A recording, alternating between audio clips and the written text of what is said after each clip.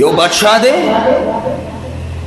دغه تعلق دی یو کشتیبان سره ملاح سره. بادشاہ وفات شو، زوی د صلاحیتونو دی، ملک ډیر مخکې بوتلو او ډیر تکړه دی، نظام ډیر بهتر کو. یو ورځ زړه کې راله یار په دې طرف باندې زما د پلار یو ملګری کشتیبانو، هغه سره ملاقات ته ورځم. ملاقات ته راغې، سره د پروتوکول، سره د شاهانه نظام او لباس. هغه کشتیبان ملنګ په طرف باندې د سینو دریاب ناست دی. دا بادشاه ورته وایي صاحب ستا ملاقات ته راغلی یم، زما د پلار ملګری، ما لږه پوښتنه دې وکړم، خدا راته ووایه چې زما د پلار حکومت څنګه او زما څنګه دی. ګوره ما دا بهتر کار وکړو، دا کارونه مې وکړل، دې طرف ته لاړم، د پلار نه ما ډېر پرمختګ کړی دی. پوښتنه دنه کوم چې زما د پلار حکومت خو او که زما ښه دی.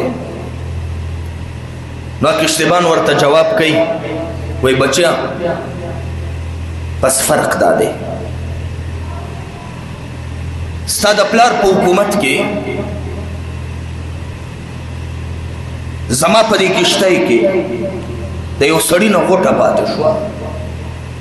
غوټه کې پیسې وې، کور ته مې یوړه، کور سره زمونږ یو کنډر دی، په هغې کې مې خاورو کې دفن کا. کله یم چې چا تپوس وکړو مالک یې راغی، ځکه معلوم ګاډي و او معلوم کشتۍ وې، نو چې چا نه څه ورک شي خو د دې کشتۍ والا سره به یي. کله چې راغی هغه غوټه به ورکم.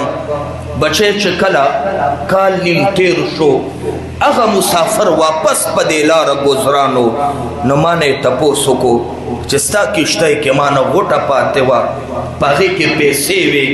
ویلې زه راغلم او ما ورته ویل بچی دا د غوټه ده، خاورو کې لت پت پرته وه، دا هم راته پته نه وه چې په دې کې څه پراته دي. راته ویل دې کې 10,000 درهم پراته وو. وایي ما ورته ویل چې هر څه دا ځان سره واخله او ځه. وی هغه غوټه کولاو کا او ما له یې تنه 100 درهم راکول. ما ویل زه دا پیسې نه اخلم چې ستا د مال حفاظت په پیسو وکړم، دا زما ایمانی غیرت دی چې ستا د مال حفاظت دې وکړم. بچیه ستا د پلار حکومتو هغه غوټه یوړه او لاړو. اوس چې ستا حکومت شروع شوی دی، زما په زړه کې بار بار دا یو خبره راځي، کاش چې دغه سړي هغه غوټه مې خوړلی وی، کاش چې په هغې کې پیسې وې، مړه نیمې خو مې ترې اخیستې وې، کاش چې هغه ته مې اړویلی نه وې چې ما ته ستا غوټه معلومه نه ده. په زړه کې مې دا وسوسې راځي. نو بچیه ستا حکومت هغه د فتنو نه ډک دی، ځکه زما زړه کې وسوسه د حرامو پیدا کا.